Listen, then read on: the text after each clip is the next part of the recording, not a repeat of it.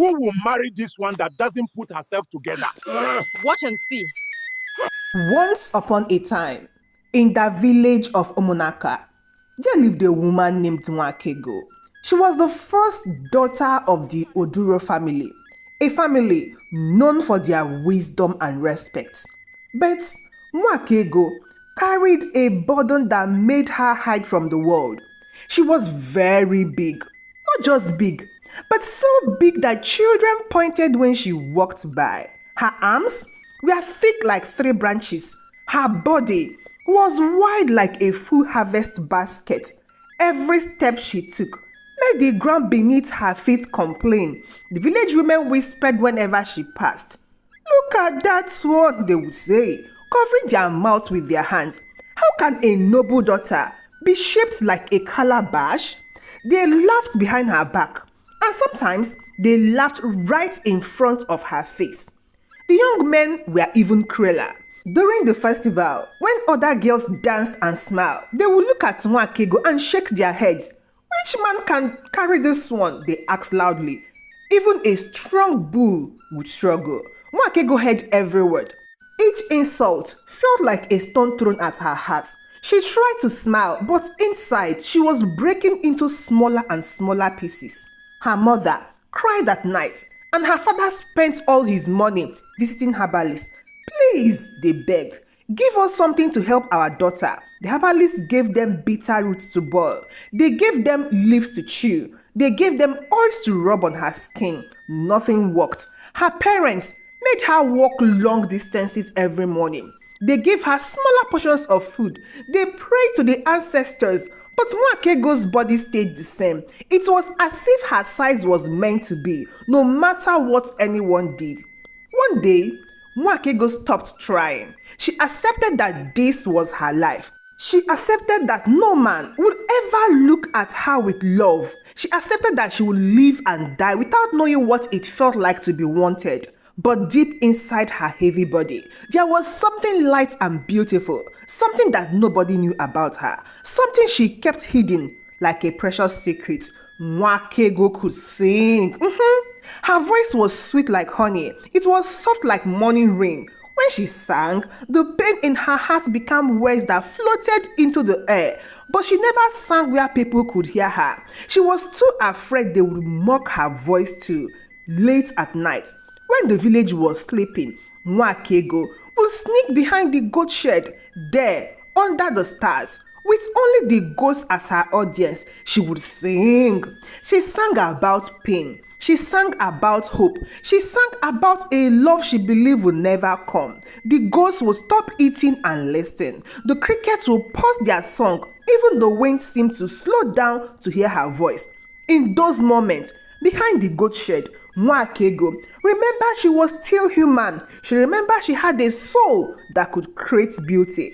But when morning came, she would return to her silent life. She would lower her eyes when people stare. She would walk quickly past groups of young people. She would eat her meals alone, away from judgmental eyes.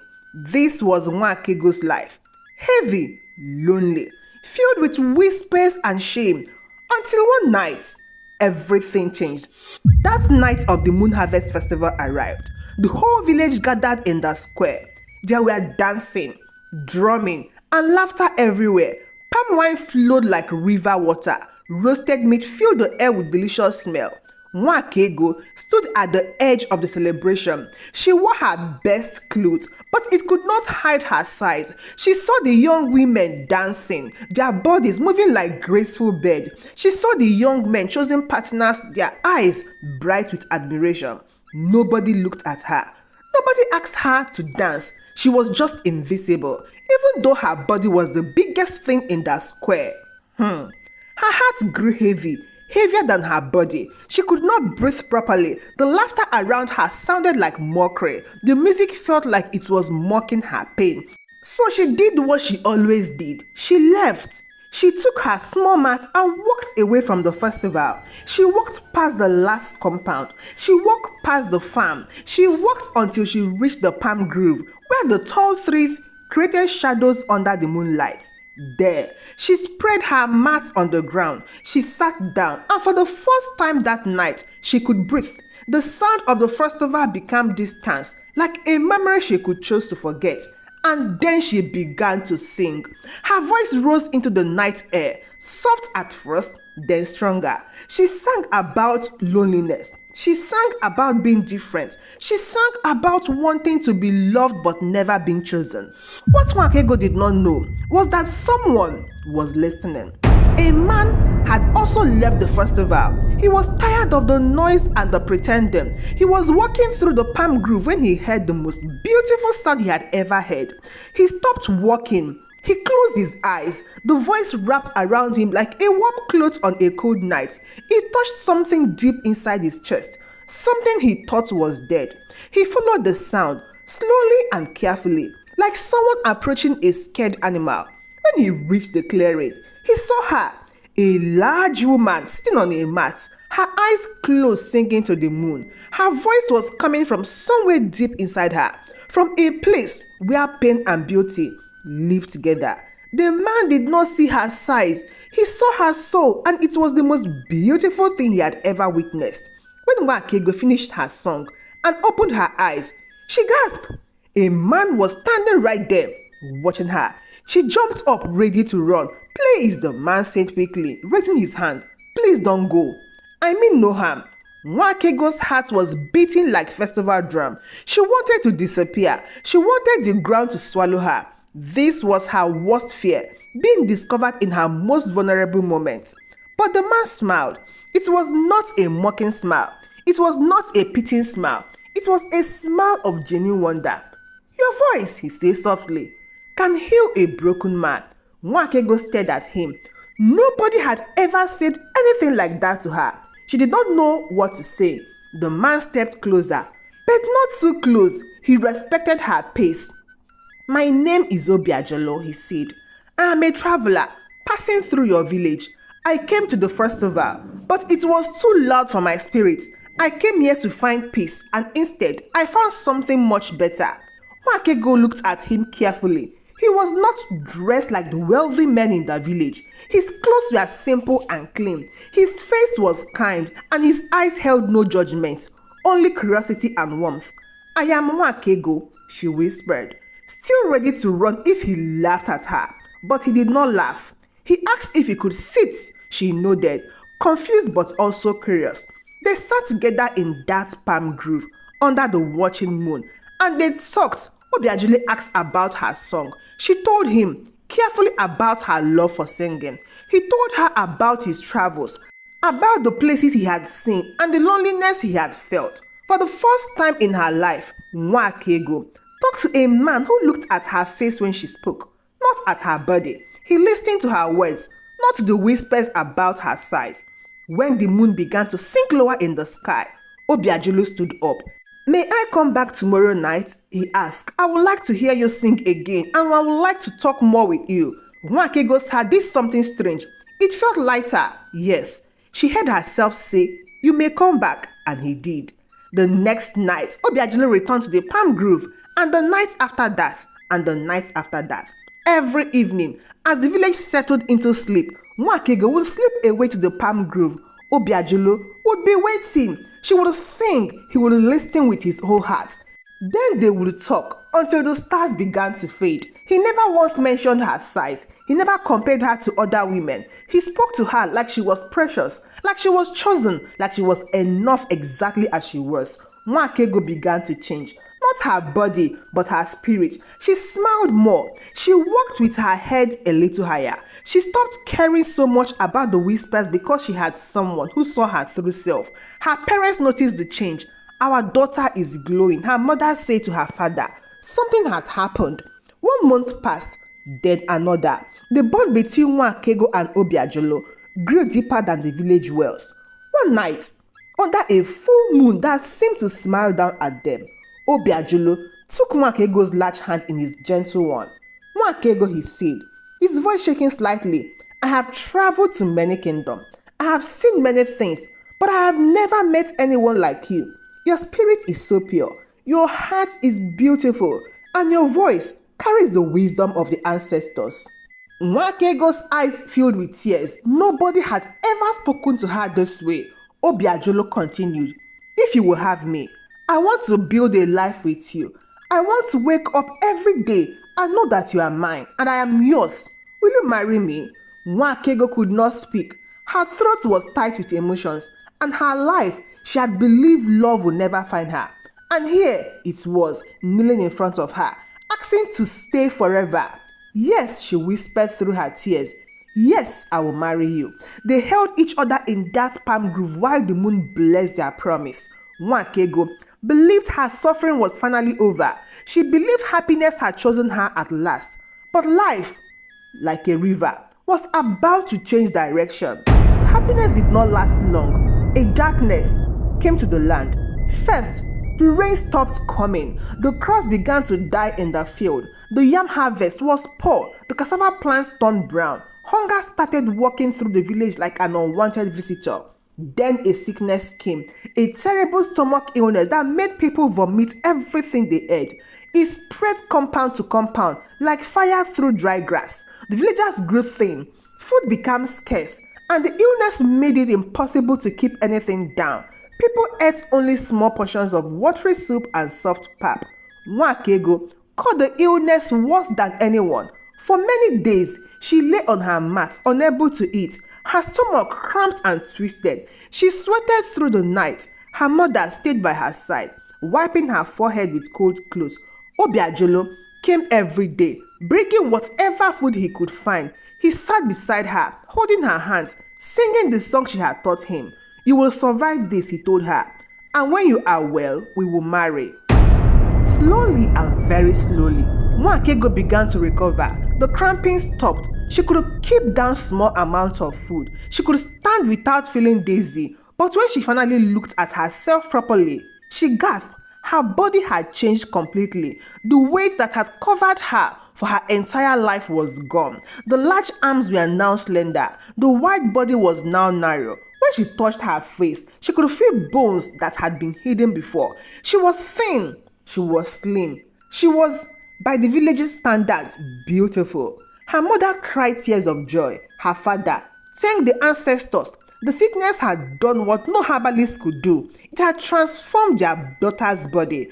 The news spread through the village faster than the illness had spread. "Have you seen Nwakego, the fat one? She is not fat anymore. She is beautiful now, like a freshly bloomed flower." People who had mocked her came to her compound to see for themselves. Young men who had called her names now stood at her father's gate, asking about her. The same woman who had whispered cruel things now smiled at her. "We always know you were beautiful inside," they lied. "Now everyone can see it." Nwakego walked through the village in her new body. People stared, but this time the stares felt different. They felt like admiration. They felt like approval. For the first time in her life, she belonged. The attention was sweet, sweeter than palm wine, sweeter than honey from white bees. Suitors began arriving at her father's compound. Wealthy men, handsome men, men with large farms and many servants. They brought gifts, wrappers, beads, kola nuts and palm oil. "I want to marry your daughter," they told her father. These were the same men who had ignored her before. Some had even mocked her, but now they called her angel. They called her beautiful one. They competed for her attention. And Nwakego, who had spent her whole life being invisible, suddenly felt powerful. She began to look at herself differently. She began to look at others differently too, including Obiajulu. One evening, when Obiajulu came to visit, Nwakego looked at him with new eyes. She saw his simple clothes. She saw his rough hand. She saw that he had no servants, no large compound, and no obvious wealth. She compared him to the new suitors, men who arrived on horses, men who wore expensive beads, men who spoke of their vast farm and trading business. A small voice inside her whispered, "You can do better now." At first, she pushed the voice away. She remembered how Obiajulu had loved her when nobody else would. She remembered the palm grove and the moon and his gentle words. But the voice grew louder each day. It fed on the attention she was receiving. It fed on the jealous looks from other women. It fed on the power she now held. Pride, like a small seed, began to grow in her heart. She started making excuses when Obiajulu wanted to visit. I am tired today, she would say, or I have to help my mother. Obiajulu noticed the change. His eyes grew sad, but he said nothing. He waited patiently, hoping she would remember what they had shared. But Nwakaego was changing. The more attention she received, the more she believed she deserved it. The more situations came, the more ordinary Obiajulu seemed. One afternoon, everything came to a breaking point. Obiajulu came to her compound. Nwakaego was standing in the courtyard, wearing a beautiful new wrapper that one of her suitors had given her. Her hair was braided elegantly. She looked like a different person. Nwakaego, Obiajulu said softly, "We need to talk about our marriage plans." Nwakaego looked at him, and in that moment, she made a choice that would change her life forever. "Obiajulu," she said, her voice cold in a way it had never been before. "You met me during my weakness. You knew me when I was undesirable. But look at me now. I have wealthy men, powerful men wanting to marry me. Your simple life is not enough for me anymore. Obiajulu, I cannot marry you." The words hung in the air like a curse. Obiajulu's face showed pain that words cannot describe. It was the look of a man whose heart was being torn from his chest while he was still alive. He opened his mouth to speak, but no words came out. What could he say? She had made her choice. He looked at her one last time, a long look that held everything they had shared.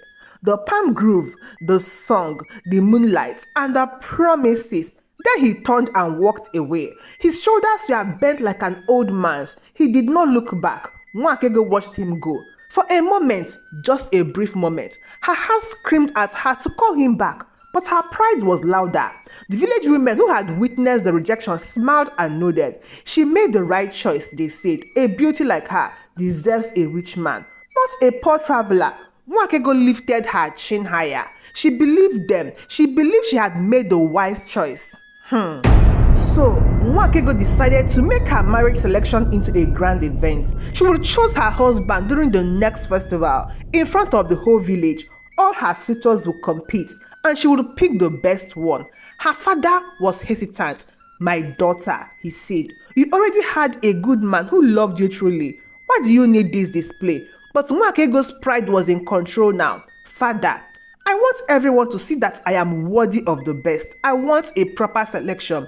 Her mother prepared everything. Invitations were sent to all the wealthy families in the surrounding villages. A date was set, 30 days away. To prepare for this important day, Nwakaego decided to enter isolation. This was a tradition for special bride. She would stay in a separate hut away from everyone, where she would be pampered and prepared for her new life. A special hut was built for her. Servants were assigned to her. Her meals were brought to her 3 times a day. Rich food, fried food, sweet food, everything she had been denied during the feminine.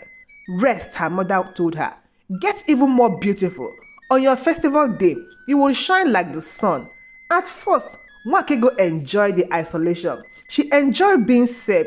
She enjoyed the attention. She spent her days lying on soft mats, eating whatever she wanted to eat, sleeping long hours. She did not walk around, did not work, did not do anything but eat, sleep, and dream about her upcoming selection. But something was happening to her body. In the quiet of the isolation hut, with nothing to do but eat and rest, old habits returned. Habits from her childhood. Habits she had developed when food was her only comfort. She ate when she was bored. She ate when she was lonely. She ate when she felt anxious about the future. She ate late at night when she could not sleep. The servant brought her more food and she ate it all. Days passed, then weeks. One morning, Nwakaego noticed her wrapper felt tight. She adjusted it and thought nothing of it.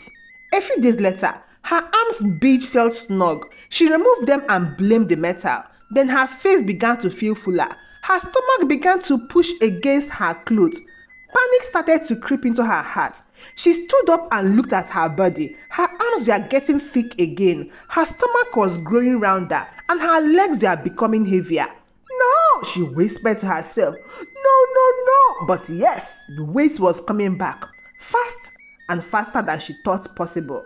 She tried to stop eating, but her body craved the food now. She tried to exercise, but in the isolation hut, there was no space to walk, no work to do. She called for the herbalist. He came and gave her bitter drinks. They did nothing. She called for the medicine woman. She brought leaves to chew and oils to rub. Nothing changed. Day by day, her body returned to its old form.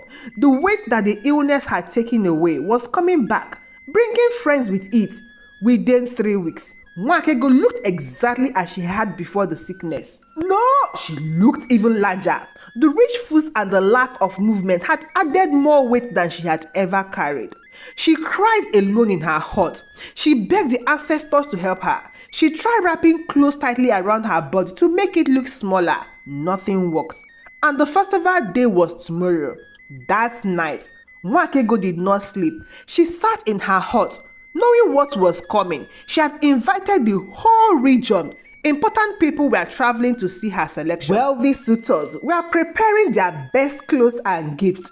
And she was back to being the woman the village had mocked. The morning sun rose, showing no mercy. The festival grounds were decorated like never before. Colorful clothes hung from poles. Drummers sat ready with their instruments. Seats were arranged for important guests. Food and palm wine were prepared in huge quantities. People came from every village in the region. They came to see the woman whose beauty had become legendary. They came to see her chose her husband. They came for the story they would tell their grandchildren. The suitors arrived dressed in their finest wrapper. They wore beads that caught the sunlight. They brought gifts that servants carried on their head. Each man was confident he would be chosen. The whole village gathered. Children sat on the ground in front row. Women and men filled every space. Everyone was talking and laughing. I cannot wait to see her. They say she is more beautiful than moonlight. The lucky man who wins her hand. The drums began to beat. The talking stopped. Everyone turned to watch the entrance of the beautiful bride. Nwakaego stood behind the curtain that separated the preparation area from the festival ground. Her hands were shaking.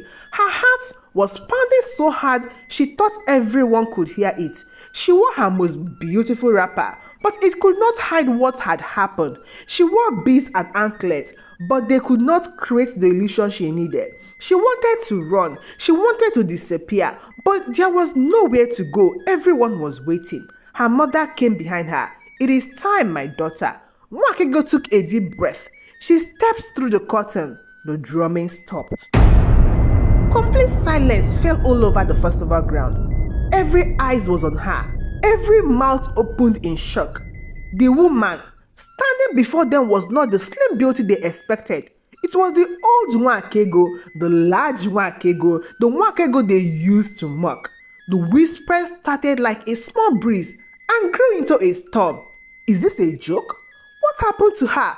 She looks exactly like before. How is this even possible? Did she use magic to trick us? The suitors stared in horror. The men who had called her angel now looked at her with disgust. One by one, they began to stand up and leave. "This is not the woman I came to marry," one said loudly. "I was deceived," another shouted. They walked away, their servant following with the gifts still on their head. The gifts that were meant for a beautiful bride were carried away from a rejected woman. Nwakaego stood in the center of the festival ground, alone. The drums were silent. The people were staring and whispering. Her parents sat with their heads bowed in shame. The laughter started small, then it grew. Children giggled. Young men laughed openly. Even some women could not hold back their amusement at the dramatic reversal. The calabash tried to become a pot, someone shouted. "But a calabash is a calabash," another responded, and more laughter erupted. Nwakaego wanted to die right there. The humiliation was worse than any pain she had ever felt, worse than the years of mockery, worse than the loneliness. Because now, she knew what it felt like to be accepted and then rejected again. And that made the rejection even cut deeper. She turned to run, but her legs would not move. The weight of her body and the weight of her shame kept her frozen. Then from the edge of the crowd, someone moved. A figure walked slowly towards the center. The crowd parted to let him through. Nwakaego looked up, tears streaming down her face. It was Obiajolo. But he did not look the same. He was dressed in royal blue garment with gold embroidery. His neck wore beads of authority. His arms had golden bracelets. Behind him walked 4 attendants carrying a royal staff and a decorated umbrella. The crowd gasped. The whispers changed tone completely. That is Obiajulu of Omaliko Kingdom, the lost prince. He traveled in disguise to find true hearts. He is the heir to one of the richest kingdoms. That truth crashed over Nwakaego like a wave. The simple traveler she had rejected was actually a prince. The man with nothing actually had everything. If she had kept her promise to him, she would have been a queen. Obiajulu walked until he stood in front of her. He looked at her, really looked at her. His eyes held no anger, only deep, deep sadness. Nwakaego, he said softly. So, only she could hear. I loved you when the world could not see your beauty. I loved your soul, your voice, your true self. I would have given you a kingdom, but you chose to love yourself more than you love truth.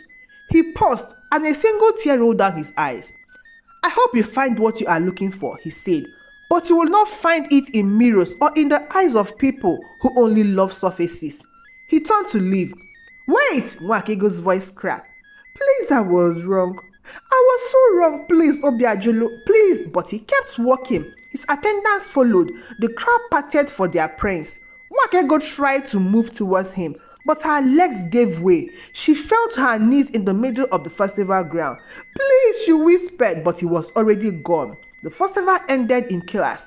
People left talking about the dramatic story they had witnessed. The drums were packed away. The food was barely touched. Nwakaego's parents took her home. Nobody spoke. What was there to say? The days that followed were dark for Nwakaego. She stayed in her room, not eating, not singing, barely living. The village talked about nothing else. Did you see what happened? She rejected a prince for her own pride. She thought she was too good for genuine love. Her father grew desperate. The family name had been embarrassed. He needed to restore honor.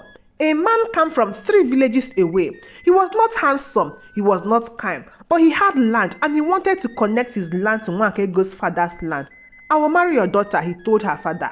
Not for love, not for beauty, but for the land boundary. Nwakaego's father accepted. He had no choice. His daughter needed a husband and no one else would take her now.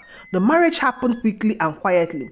No festival, no drum, no celebration, just a simple ceremony with few witnesses. Nwakaego became a wife, but she was not loved. Her husband spoke to her only when necessary. He did not beat her, but he did not care for her either. She was just there like furniture in his compound. She did her duties. She cooked, she cleaned, she worked in the farm, but her spirit was broken.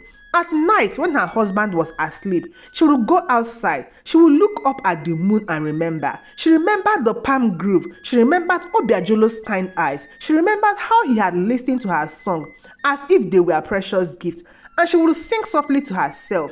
But now, her songs were different. They were not songs of hope. They were songs of mourning, songs of regret, songs of a woman who had held gold and threw it away for stones that glittered.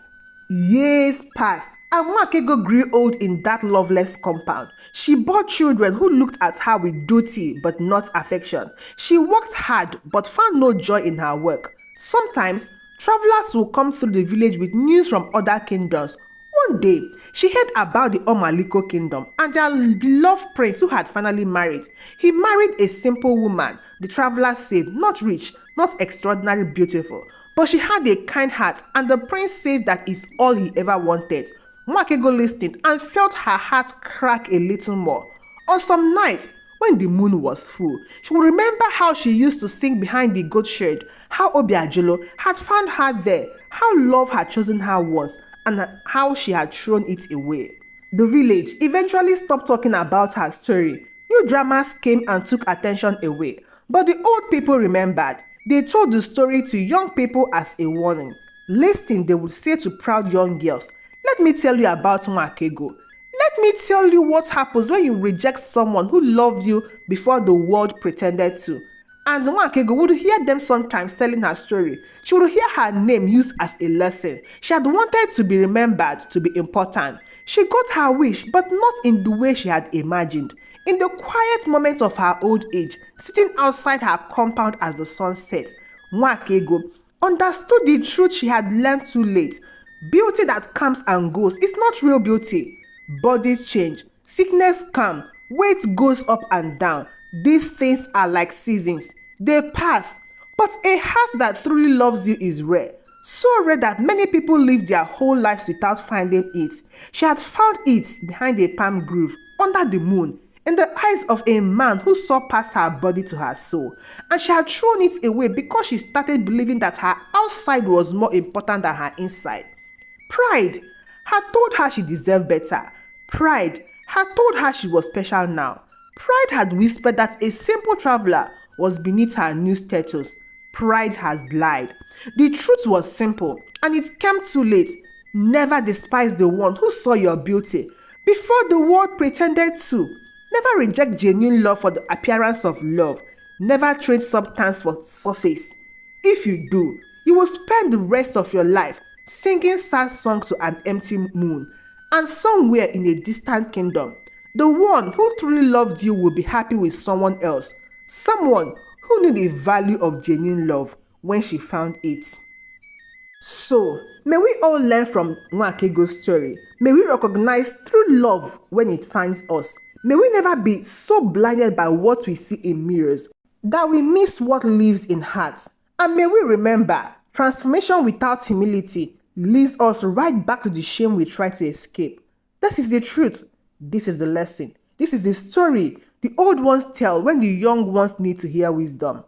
Remember Nwakaego, and always remember to choose better. Thank you so much for watching, and please don't forget to share this story with your family and your friends who might love to see them.